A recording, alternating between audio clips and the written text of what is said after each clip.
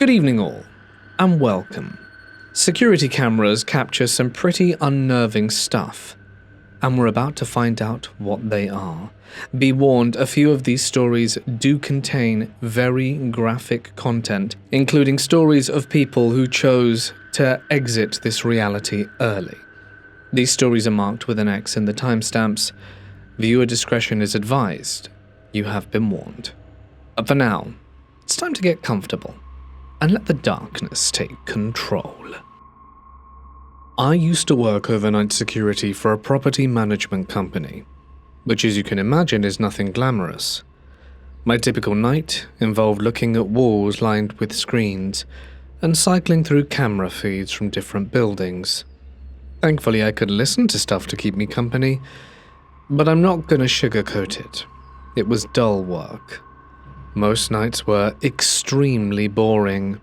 You'd watch hours of absolutely nothing happening, broken only by the occasional raccoon wandering through a stairwell or someone forgetting where they'd parked. But that all changed one night. It must have been sometime after 2 a.m. and I was just cycling through feeds when something odd caught my eye on one of the parking structures. On the 9th level, there was a man sitting on the concrete floor near one of the pillars. I mean, that alone wasn't unheard of. People sometimes sat in their cars to make phone calls or chill, and if that had been the case, I would have flicked through the next feed and moved on. But this guy wasn't near a vehicle. He was just alone in the middle of the parking structure, sitting cross-legged in the middle of the deck. I wonder how I didn't notice him get there. I instinctually leaned in close to the monitor to see if I could detect anything unusual. It was then I noticed he was rocking slightly back and forth, slowly at first, and then suddenly he began banging his head against the pillar extremely hard. The continual impacts made my stomach drop, and even though there was no sound coming from the feed because CCTV footage is silent, your brain does a good job of filling in the noise anyway, and I could almost hear the crunch. I remember reaching for the radio but hesitated for a moment. It was that awful moment when you're just trying to convince yourself you must be misinterpreting what you're seeing. But then he did it again, harder still, and I called dispatch. While I was speaking, he suddenly stopped. He got up, and in one smooth motion, ran without breaking stride, and made it clean over the protective barrier as he tumbled down and out of the frame. I remember staring at the screen, my brain refusing to process what it was I'd just witnessed. Dispatch was still talking in my ear asking for clarification, and I realized I hadn't even finished my last sentence. Everything after that became the numb drawl of procedural chaos. Of course, the emergency services and my supervisors had to be called, and the cameras just kept rolling indifferent as ever. But I had just seen a person leave this plane of existence. I was probably the last person who ever saw him alive, and that thought still sits with me, though the full implications of witnessing it did not hit me until a bit later. A few days after, management called me and offered counseling. Apparently it was standard protocol after exposure to traumatic incidents. Honestly, at the time, it felt almost excessive. I mean, I wasn't even in the parking deck, but looking back, I understand it now. Because after what happened, that room no longer felt the same, as the memory of that poor broken soul invaded my thoughts while in there.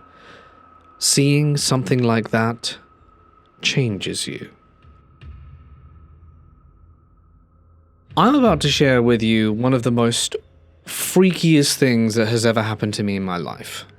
So I worked as a harbour master for a while, which sounds a lot more exciting than it actually was, because most of the job was tedious paperwork, a handful of radio calls, and dealing with the same main issues related to poor mooring choices and minor accidents, which of course created even more paperwork for me. But onto the story. So, there was this one time we had this boat sitting at one of our docks that no one seemed to claim. No one interacted with it whatsoever, and after a few days, it officially became labelled as abandoned, which meant I had to go digging through the Marina's camera footage to figure out who had brought it in, and try and contact them to sort it out. Can't just stay there, can it? So, I go and pull up the recording from the first night the boat showed up. And there's this guy sailing it late in the evening. Of course, there's nothing particularly unusual about that. He docks cleanly, then ties everything down properly. And here is where it gets peculiar. Because instead of leaving the dock, he walks to the very end of the boat and just stands there. At first, I didn't think much of it.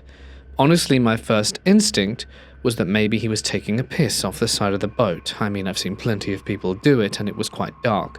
Or maybe he was on the phone.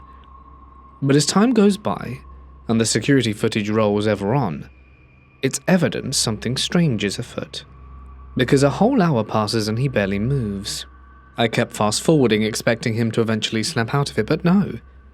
It takes a full 2 hours when it rolls to around 1:30 a.m.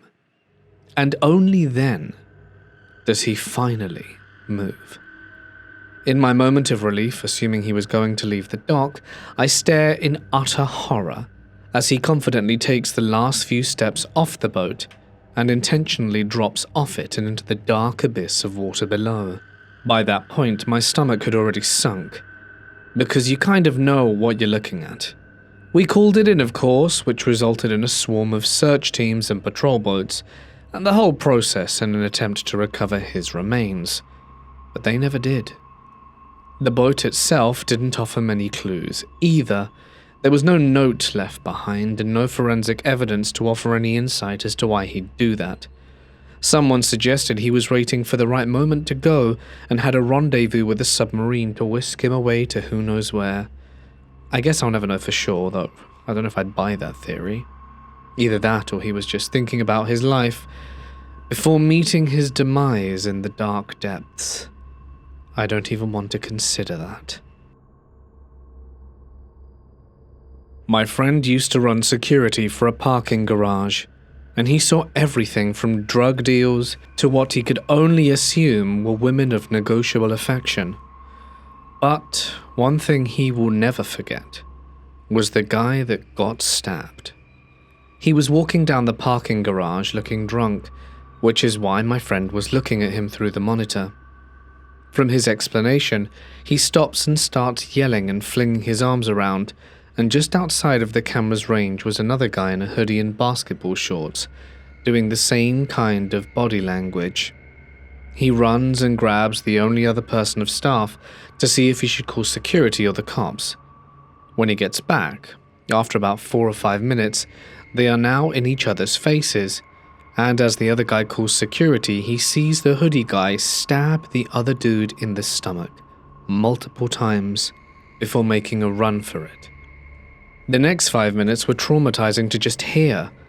Apparently the guy that got stabbed got up and was crawling towards the stairs and was just leaving this giant trail of blood behind him. If anyone has worked in this industry before, can you answer me this question? As someone watching the footage, are you allowed to leave your post and intervene? I mean, I guess it depends on company policy, but my friend said no. He only had to sit there and couldn't do a damn thing. The guy, regrettably, did not make it, and they were never told about whether the other dude was caught. I worked for a Christian-based university as a security specialist for a brief period, and it was honestly a very easy role, since about 90% of the job was just unlocking doors for people. So I was working a Friday night shift when I noticed a couple sitting in the area off the lobby, which is a pretty common place to see people just lounging around. I only started paying attention because I could tell they were having an argument. It was getting louder, so I figured I should walk over and tell them kindly to calm down. It was a small university after all, and I was the only person on duty. Well, by the time I got there, which was maybe a 5-minute walk from the security booth, he had left, and she was huddled in the corner near the steps, which I found distinctly odd. I calmed her down and asked her what had happened, and she said, quite dismissively, that it was nothing, just an argument. I did notice, though, that her face was red, though admittedly at the time I assumed it was just from all the crying. After that, I walked her to the security car and drove her back to her dorm and made sure she got inside safely before heading back myself. Now, when I returned to the office, I rewound the video, copied it, and saw something that truly disturbed me. Because he had not only punched her in the face repeatedly, he had then kicked her on the ground several times. I called my boss, which is exactly what we're supposed to do in these cases, and he took the copy of the footage. Now, in most situations like this, the person isn't usually expelled but given a dire warning. And so, to my great surprise, the university actually did something about it and kicked him out. Of course, I thought that was the end of it. But then he got back in after his parents lawyered up, and the girlfriend later confessed that she had agitated him to the point of violence, and with that he was readmitted. Life went on. Hell, they probably got married, but it makes me angry. My brother had a camera set up in the basement for safety reasons, and for a while he never really had any reason to look back at it. Well, a couple of workers came over to fix a tile shower that wasn't draining properly, and from what he said, they seemed pretty annoyed at having to deal with it, which is ironic because it was their own shoddy workmanship that had caused the problem in the first place. Nothing seemed especially strange at the time. They finished the work and left. More than a few weeks later, my brother's sister-in-law was turning 21, and everyone was down in his basement bar celebrating and pouring shots of Vanique for her. That was when something started to feel off. As they were pouring the drinks, they all noticed a smell that didn't belong there, and her boyfriend was the first to say it smelled like nail polish remover. Of course, at first it sounded ridiculous, but the more they stood there and took in the smell, the more obvious it became the bottle didn't smell quite right. I want to point out it wasn't super obvious. He must have had a really good nose. So they decided to check the camera, and once they did, the whole thing got disturbing real fast, because the footage showed that the workers had actually drunk all of the alcohol and then replaced it with a full bottle of nail polish remover. It sounds unreal just saying it, but it's exactly what had happened. They found the empty bottle under the bathroom sink, and my brother's wife immediately recognized it as the unopened bottle she had bought earlier. That was the part that really made it sink in, because that meant it wasn't a mistake or an accident. They had done it entirely on purpose as some kind of petty revenge for having to fix their own mistake. We think we may never have known if we hadn't have checked the footage, because drinking that could have probably have killed some or all of us. I used to work security at a large building that was connected to a warehouse. During the day, it was quite loud and busy because people were constantly moving around. And to anyone who's worked in a warehouse, you'll appreciate that at night, it feels like a completely different place. Because once everyone's gone, the building is huge and empty, and you really feel that profound emptiness when no one else is there but you.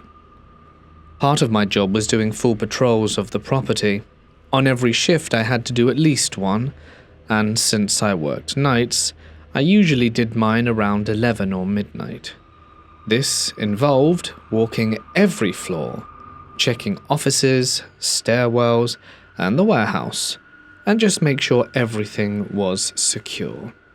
It wasn't the most interesting job, and I had done the walk many times and never seen a single thing. So the first time something really bothered me, I was checking on one of the fire stairwells.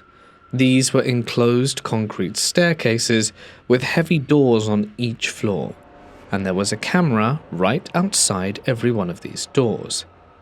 As I was walking past one of them, I clearly heard footsteps inside. It sounded like someone running up the stairs. It was loud, way louder than I imagined it. My first thought was that someone was still in the building, which was not supposed to happen, but it was possible, so I opened the door right away. But there was no one there. The sound stopped the second I opened the door, and I stood there for a moment listening, expecting to hear something again. but it was completely silent. So I stepped into the stairwell and checked both directions, going up a few steps and then down. Not only did I not see anyone, there was nowhere for anyone to go. No doors open, no movement, no sound, nothing whatsoever. This frightened me. I went back to the security office and pulled the camera footage. Since there was a camera right outside the door, like I said, I figured I must be able to see someone go in or out. I checked about an hour of footage. No one used that door at all. That was the first time I felt genuinely uncomfortable during a patrol, and I tried to explain it away. The second incident is the one that has stuck with me more profoundly, though. This night started like any other. I was doing my usual rounds and moving through the floors, checking the lights and the others and stuff, when I got to one of the office areas. That was when I noticed a particular section, where someone had obviously left the lights on. This was unusual. I head over and make sure no one was still working, and as I got closer, I recognized the desk. It belonged to one of the administrative assistants. She had a "that was easy" button sitting on her desk. People usually press it as a joke while working, and I'd heard it plenty of times during the day. As I walked that section, the lights turned off by themselves. It was very unexpected because one second they were on and the next they weren't, and I stopped right where I was. The area was dim but not completely dark, and I twisted my head left and right to see who the hell was here who had shut the lights off. My head immediately darted in the direction of the switches and no one was there. That's when something felt immediately off. I got this strong sense that I was not alone, even though I couldn't see or hear anyone. I called out and identified myself, asking if anyone was still there, but was met with no reply. And I waited a few seconds listening, but the floor was as silent as it had been this whole time, and I heard no movement whatsoever. After a long while, I turned to leave and continued my patrol. And as soon as I started walking away, the button on the desk went off. That was easy. It was loud and clear right behind me. I knew I hadn't touched anything. I had not been close enough to bump the desk. When I turned around, the desk looked exactly the same. The button was sitting there untouched, and there was no one anywhere near it. Before I turned my head, I half expected a ghoul to be standing there pushing the button down. At that point, I was done with the floor. I legged it. I went straight back to the security office and pulled the camera for that area. The desk happened to be directly under a camera, so if anything had interacted with it, I would see it. And I watched the footage from the moment I walked in. I saw myself enter, saw the light shut off and saw myself stop and call out. And then I saw myself turn to leave. As soon as I did, the button went off on the recording. And nothing touched it. There was no one else in frame.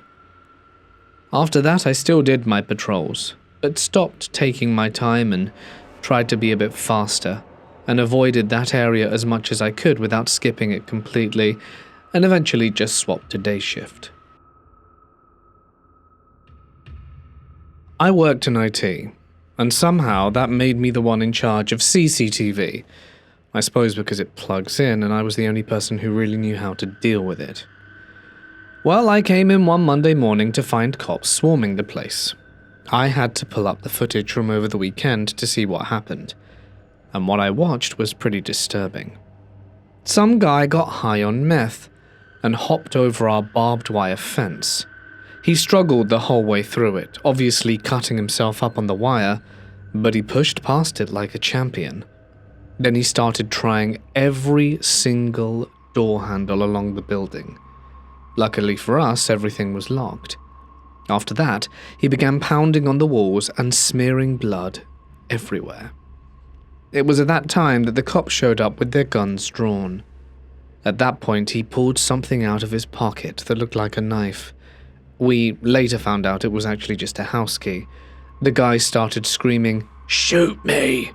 and then began stabbing himself in the neck with the key, while blood subsequently poured everywhere.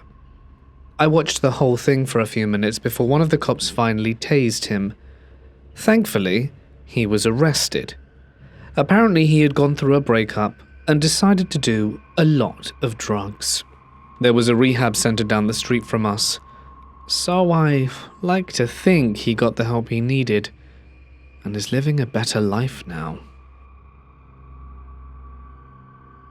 Let me tell you a story of my most creepy experiences while working in security.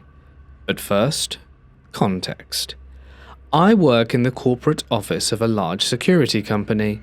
You could say I watch the watchers.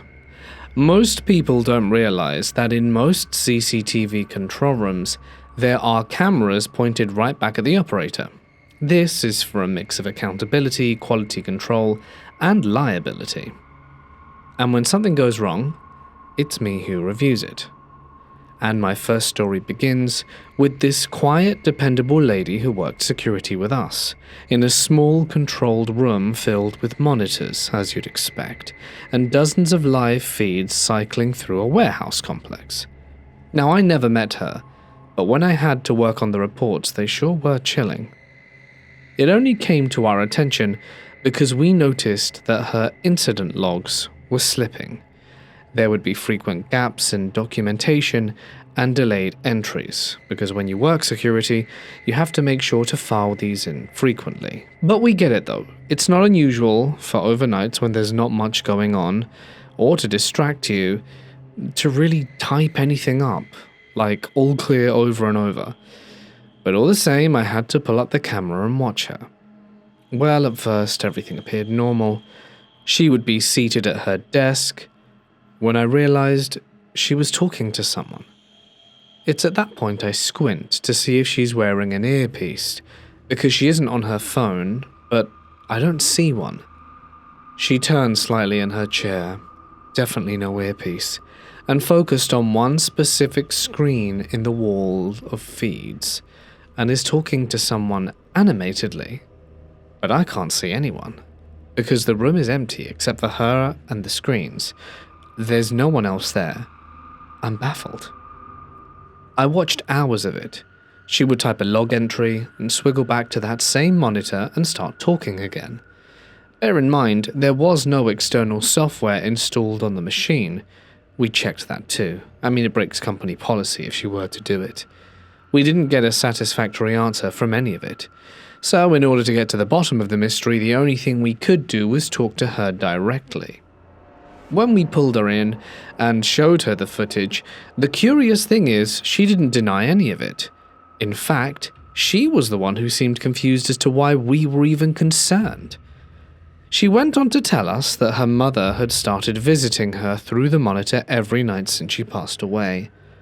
She said the screen would change at around 2 a.m, and her mum would be there clear as day, just talking like they used to when she was back at home.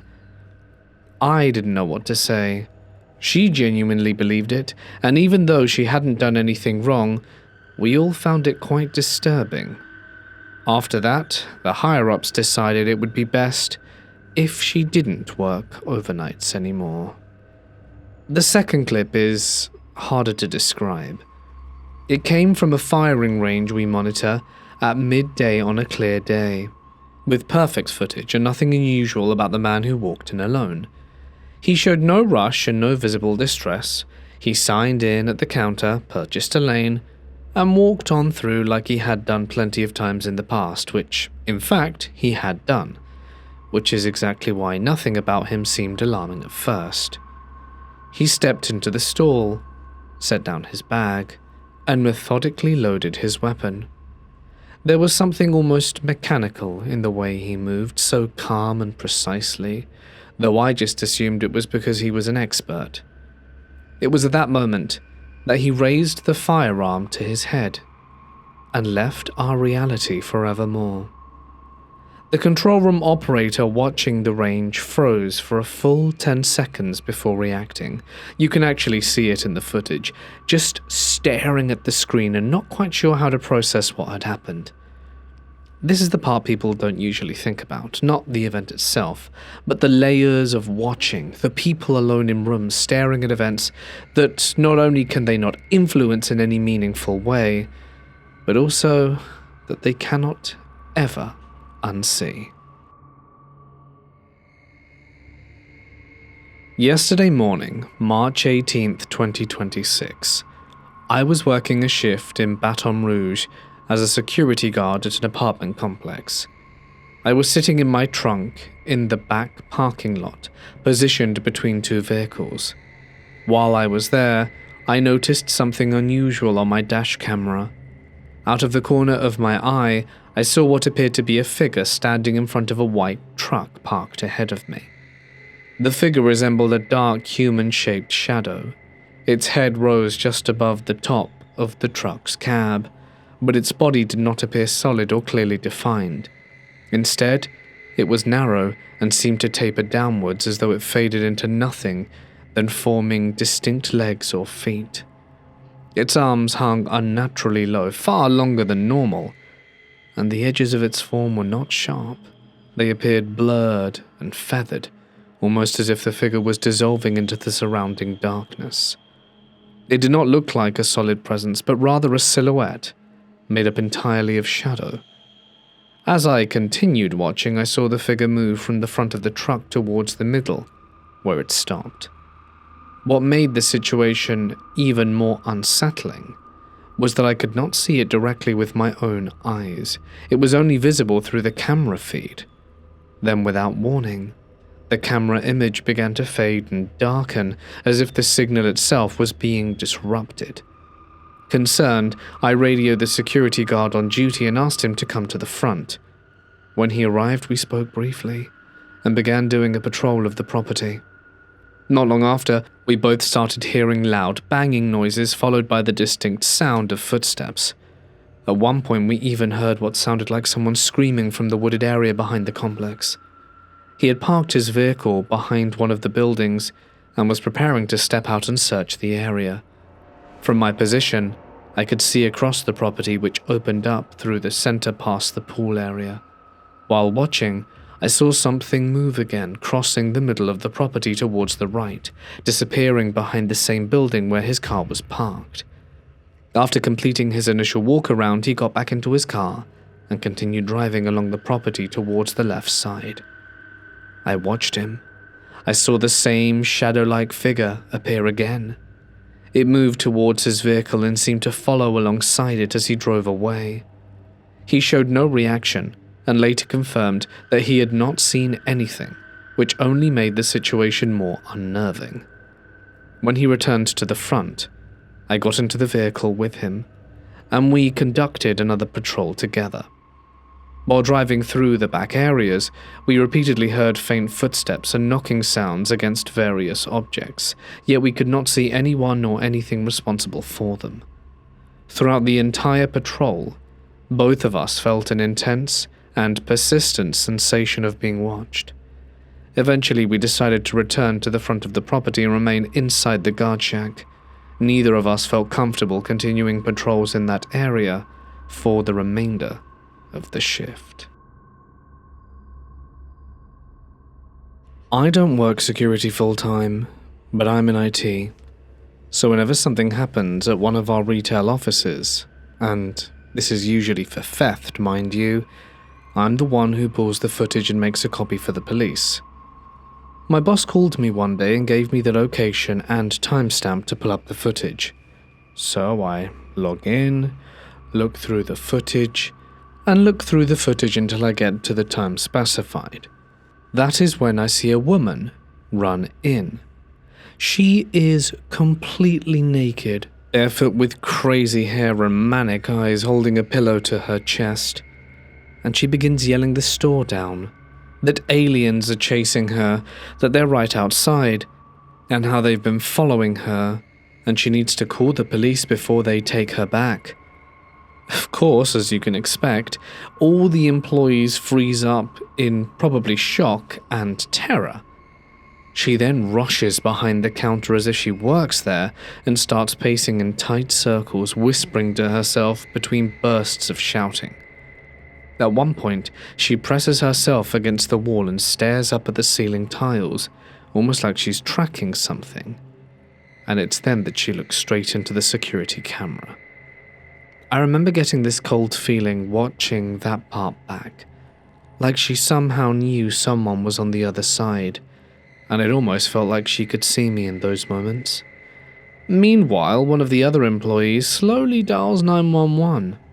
When the police lights finally flash outside, the naked woman stiffens. For a split second, I think she's going to bolt again, but instead she sprints out the door and runs straight towards the cruiser, like it's the only safe place left on this whole world, and practically launches herself into the back seat. And just like that, the office goes quiet. The pillow left discarded on the floor by the counter. Now I've pulled a lot of strange footage over the years, but that look in her eyes when she looked into the camera genuinely frightened me. We didn't show that specific clip to anyone, and it's not one you'd want to watch twice either. I work in a retail store, and for a while, I filled in as security, which involved watching the cameras. Now this wasn't really my job, but we were always short-staffed, and the manager had been talking about a possible promotion. So I got pulled into the back office now and then to review the footage. Most of it, as you can imagine, was the same boring overnight stuff, mostly consisting of employees standing around or the occasional shoplifter slipping something small into a jacket pocket. One morning, though, I found something that did not meet my expectations. On this morning, we were looking over the recording from Tuesday, because around 2:17 a.m., this young guy walks into frame. He couldn't have been more than 20, wearing hoodie, jeans, baseball cap pulled low, and glasses. In short, to us working in retail, the look of your typical shoplifter. He was moving slowly, pushing a shopping basket with maybe 2 or 3 things in it, and appeared to be distracted. All the signs of someone waiting for the right moment to steal. Remember, it's super early, so the store was pretty much empty except for one guy stocking shelves way down another aisle. Now I'm anticipating the theft and want to see what he takes. And as he stops in the middle of the home goods section, instead of looking around all shifty, he baffles me as he just stands there. I watched the monitor for a few moments, assuming the footage had frozen, but the timestamps kept rolling. He wasn't looking at anything on the shelves nor his phone, but simply standing there facing this blank stretch of wall between 2 displays. Then, he calmly sets the basket down, takes off his hat, folds it neatly, and puts it in the basket, then gingerly removes his glasses and sets them right next to it. And without further delay, runs straight into the wall at full speed, almost like he's expecting to go through it. This wasn't platform 9 3/4, mate. The recording didn't have sound, but you could see the impact, and I cringed hard. His head snapped back and he dropped to the floor. He stayed there for a moment, and I assumed he'd knocked himself out. But then he got back up. I could even see the blood on the wall, a dark smear where his forehead had hit. He swayed a little, steadied himself, took a few steps back, and did it again. This second hit leaves him on his knees, and when he looks up you can see his face clearly in the camera. His nose was crooked and there was blood running into his mouth and dripping off his chin. It was that moment I noticed something that struck me even more than the blood. It was his face. He was completely expressionless, devoid of all emotion and probably even recognition that he was doing this to himself. He reminded me of the kids from Weapons, great movie if you've never seen it, acting on instruction from external entities. I was seriously disturbed by this point, but the guy didn't know when to quit. He stands up a third time, and by then I remember saying out loud, "What the hell is he doing?" The manager and I both expected him to stop, but obviously he did not. He backed up even further this time, almost to the end of the aisle, and ran at the wall again harder, better, faster, and stronger than any previous run. After that, he stayed down for significantly longer. When he finally did get back up, his face was a mess. Blood had soaked the front of his hoodie, and it was dripping onto the tiles. He reached up and touched his forehead and looked at his fingers like he was mildly inconvenienced by the whole affair. It was at that moment that he went back to the basket, picked up his glasses, wiped them once on the inside of his hoodie sleeve, and put them back on his face. He set his hat on his head, adjusted it carefully, covering as much of his face as he could, and then simply left the store.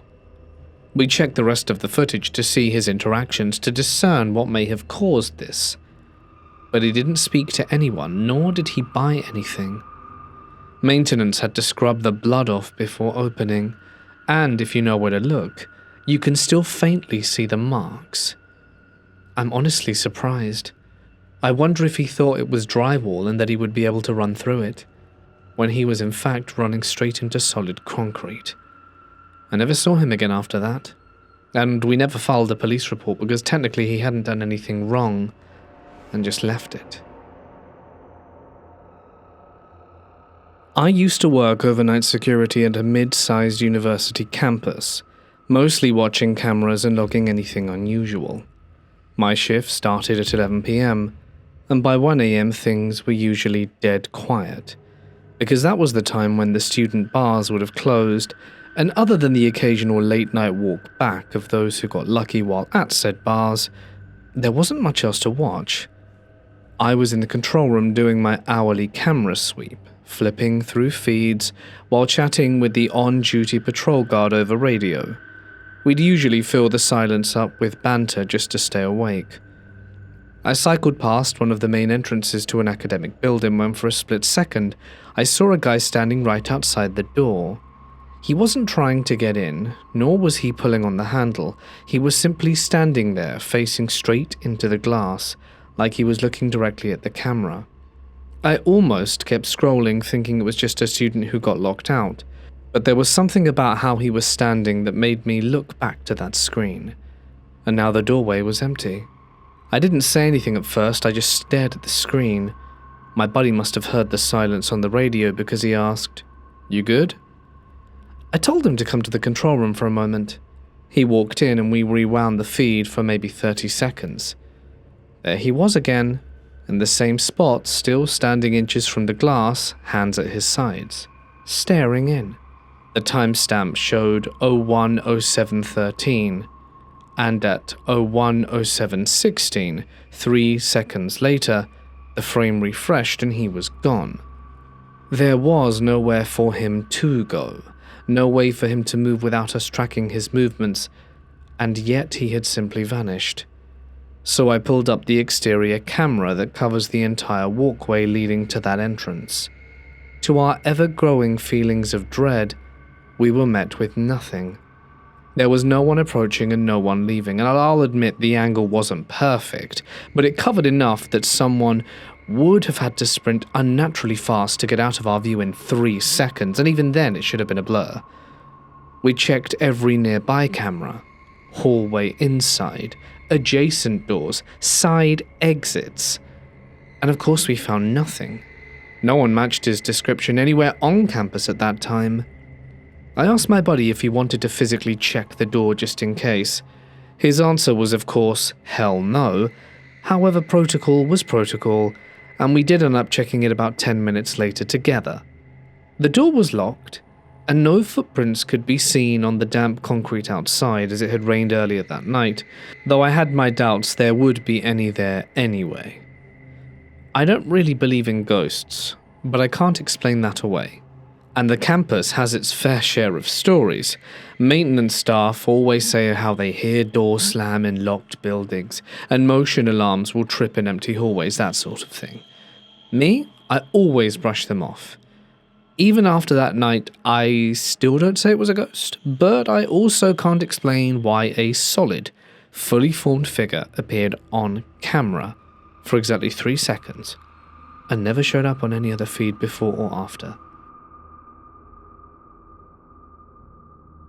I work at a Goodwill store in southern Massachusetts, and this incident occurred at approximately 8:30 p.m. during the winter. There was no rain or snow that evening, and the store had already closed for the day. At one point, my assistant manager checked the security cameras for reasons I'm not entirely sure of, and while reviewing the footage, she noticed what appeared to be a dark figure moving through the narrow hallway that leads to the bathrooms. She asked me to come over and take a look, as she was certain she had seen something. At first, I saw nothing unusual. However, after watching more closely, I suddenly noticed the figure emerge from the customer bathroom. It moved quickly across the hallway and appeared to hide behind a folded table that we kept leaning against the wall. We were concerned that it might have been a person, so we called the store manager to review the footage and confirm whether a customer could still be in the building. And so he went to physically check the area with my assistant manager, while I remained in the office monitoring the cameras. I watched as he knocked on the bathroom door before opening it and stepping inside to look around. While he was in the bathroom, I saw the same dark figure again. For a moment I assumed it was my assistant manager, but when I noticed she was still standing near the back room door several feet away, nowhere near where the figure had appeared. After checking the bathroom, the store manager suddenly ran along the back wall of the building towards the linen section. I watched from the cameras as he searched through and beneath the racks. From my perspective, I could not see anything unusual, so I assumed he was simply being thorough. Both he and my assistant manager then moved to the front of the store, turning on lights and checking behind the registers and other areas where someone could potentially hide. The store manager returned to the back again and rechecked the linens area and eventually made his way towards the back door. After some time, the lights were turned off again, and they came back to the office to ask if I had seen anyone on the cameras. I hesitated and chose not to mention the figure as I was unsure whether he would believe in anything paranormal. At that point, he told us he thought he had seen someone hiding amongst the linen racks. He also said he had heard knocking on the glass of the back door. He wanted to show both of us exactly where he had seen the movement and where he heard the knocking. To rule out a normal explanation, he tested the doors to see if they might have been opened or affected by wind. He also knocked on the glass himself to compare the sound. In the end, he concluded that the noise he heard could be replicated that way. Despite this, none of us felt reassured. We collectively decided to finish closing as quickly as possible and leave the building, as we were all unsettled and did not feel comfortable staying any longer. I was the last one to clock out, and even then, the digital punch system repeatedly malfunctioned and would not register my time. Later, I learned that my store manager does in fact believe in the paranormal, and has had several experiences in the past. He is not someone who frightens easily, so seeing him visibly shaken only intensified my own fear. My assistant manager has also shared that she has had multiple unexplained experiences, and we have discussed some of them together before. Now, I'm struggling with how to feel safe at work. This was one of the most frightening experiences I have ever had. I often open and close the store with only one other employee who typically remains in the back room sorting donations. This means I am frequently alone on the sales floor, walking through a dark building to turn on lights, start the music, and clean up from the previous night. After what happened, I'm seriously considering calling out of my opening shift. At the same time, I know there are some limitations on what I'm allowed to do in the store. I cannot burn sage or incense, and I'm not permitted to place anything like salt around doorways given the restrictions. So I'm unsure how to handle the situation. I'm looking for advice on how to make both myself and my staff feel safe, and on what steps, practical or otherwise, can I take to address whatever we may have encountered. Because of the nature of our work, we receive thousands of donated items daily from all across Massachusetts, Rhode Island, and Connecticut, making it nearly impossible to trace any object that could be connected to something unusual. Additionally, the building itself is quite old, having previously been a carpet store before becoming a Goodwill, and who knows what could have transpired there during that time. and if someone might have invited something into the building that has simply stuck around. I've got a story to share about the time I was a broke college student. I happened to be living with 3 roommates at the time, and to no one's surprise, 4 college students sharing the same living quarters led for a pretty messy and chaotic house. It was during this time that my wealthy cousin and his wife offered to let me house sit while they went on vacation, and I accepted without hesitation. Their house was only a few towns over, and was well protected behind a tall iron fence with heavy double gates that could only be opened with a remote. The fence had to be around, 11 feet high? And there was no realistic way anyone was getting over or through it without being let in. Once the gates closed behind you, that was it. And the property felt super isolated, a bit like a castle in a way. Well, that first night, I slept better than I had in a long time because the house was completely still, and there was nothing and no one to interrupt my sleep schedule. The next day, waking up at 9 a.m., I felt incredible, and my day was normal enough. I made myself a good breakfast with their food, went to class, and returned in the evening, where I cooked dinner and settled into the living room to work on an economics paper. The house had this cool feature of the security system where it would chime whenever a car approached the gate, and there were monitors placed in different rooms so that you could check who was outside before letting them in. I had mostly forgotten about it until I heard the chime go off while I was working. At first, I thought it might have been my phone or something else in the background, but it chimed a second time, and that's when my brain kicked into gear and I realized that's what it was. So I looked over at one of the monitors from where I was sitting and noticed movement near the gate. I stood up to take a better look. There was a white car parked outside, and 2 women were getting out. At first, I assumed they had the wrong address or were looking for my cousin's wife, but that assumption did not last long. One of them walked directly up to the gate and tried to push herself between the bars, even though they were clearly too narrow. She didn't hesitate. She kept trying, expecting it to work. At one point, I half expected her to pull out a tub of grease. The second woman joined her and tried to help by lifting her up, as though she might be able to get over the top of the gate, but that failed almost immediately. Then the first woman slipped and hit the ground. It looked painful. At that point, I remember thinking I should probably say something through the intercom, but I hesitated and decided to just keep watching for a moment. After a while, both of them stopped what they were doing and turned towards the house at the same time, staring, and although it sounds crazy, it felt like they were looking straight at me, and I recoiled, instantly taking a step back from the screen without really thinking about it. That's when the thinner one started taking off her clothes, all the way down to her underwear. She turned sideways and tried again to force herself through the bars, but she did not fit. She kept pushing anyway, pressing herself against the metal, and it looked painful. After a while, she stopped. Both of them turned towards the house again, and neither of them said anything. The second woman then walked back to the car, opened the trunk, and took out a tire iron. When she returned to the gate, she began striking the hinges. And that is when I called 911. While I was on the phone, I kept watching the monitor.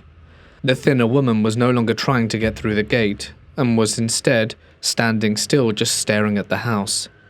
She tilted her head slightly, like she was reacting to something inside, but I knew she couldn't see me. I wondered what it was. I couldn't shake the feeling that she was aware of me acutely, even though I was quite sure that wouldn't have been possible. The police took their time in arriving, and by the time they did, the car and both women had gone. The gate was fortunately still closed, and aside from some scuff marks where it had been struck, there was nothing really to show that they had been there at all. I showed the officers the footage, but the camera angle regrettably never captured a clear view of the license plate. They checked the area, told me to make sure everything was locked, and said to call again if anything else happened. After that, I couldn't sleep that night, because every sound in the house, small and insignificant the night before, was now ringing out like someone trying to get in, and I had never felt so unsafe before in my life. When my cousin and his wife returned, I told them everything and showed them the recording. He acted like he had no idea who the women were, and seemed more confused than anything.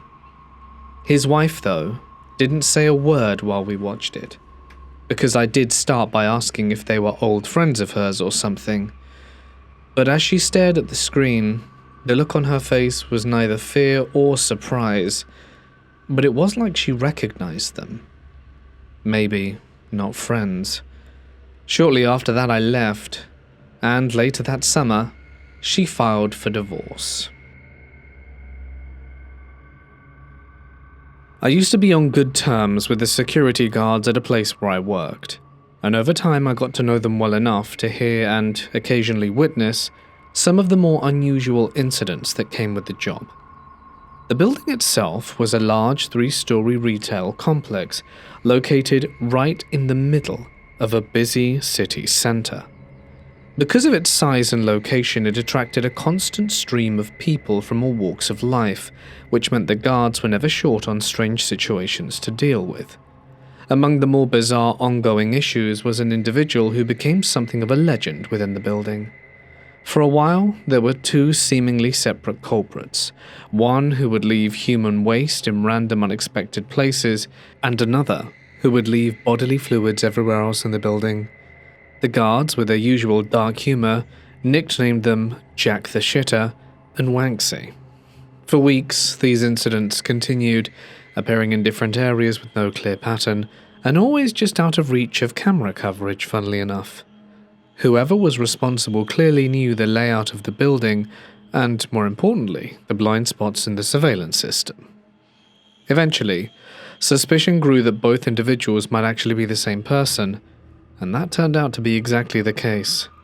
The culprit had clearly spent time studying the building, carefully learning where the cameras were positioned and how to avoid them.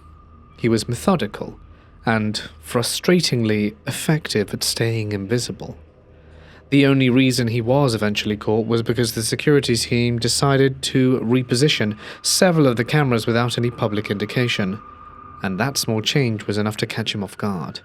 And once he stepped into a newly covered area, they finally identified and apprehended him. As strange as the situation was, it was not the most memorable thing I witnessed there. By far the most entertaining incident involved a man being chased into the building by police. It started on the 2nd floor, when he came running in at full speed, clearly trying to escape. Within moments, both the police and the building's security guards were in pursuit, turning the entire floor into chaos. From a security room, it was almost surreal to watch everything unfold across multiple camera feeds. As he moved through the building, guards switched between screens to track him, creating a kind of live-action sequence as he darted through aisles, around displays, and down corridors. The chase went on for several minutes, with the man clearly becoming more desperate as he tried to find a way out. Eventually, he made his way down towards the ground floor, heading straight for the escalators. In his rush, he misjudged the drop and attempted to jump onto the escalator in a way that was clearly not thought through. The result was immediate and painful. He landed badly and broke his leg on impact. What happened next almost felt absurd, because the escalator, still moving upwards, carried him right back up towards the very people who'd been chasing him. Unable to move properly, thanks to his injury, he had no choice but to remain there, as he was slowly delivered back into the custody of the security guards and police waiting at the top. After all the chaos and efforts of the chase, it ended in a way that was both unexpected and comical. It was brilliant. Hey guys, it's Mort here, and thank you so much for listening. I hope you've enjoyed tonight's collection of scary stories, and if of course you did, you can let me know by commenting down below. Your thoughts really do go an awful long way. And if you'd like this topic again in future, be sure to say it, because it was a pretty fun one, more fun than I actually expected. And I would like to give an extra special thank you to my members and patrons whose names you can see on screen. If you would like to join their ranks and get some cool bonus content, like the demon stories I released on Wednesday, you can find that there. And I released some kidnap stories over there yesterday too. These are free, anyone can listen to them, and if you would like to check them out, follow the links down below to find out how. Finally, I hope you enjoyed the visuals. I am trying to change things up in order to keep things fresh, and if you did, your thoughts would always be greatly appreciated. But that's it from me, guys. Stay awesome, and I'll see you on Tuesday with even more spooks. Stay awesome, and good night.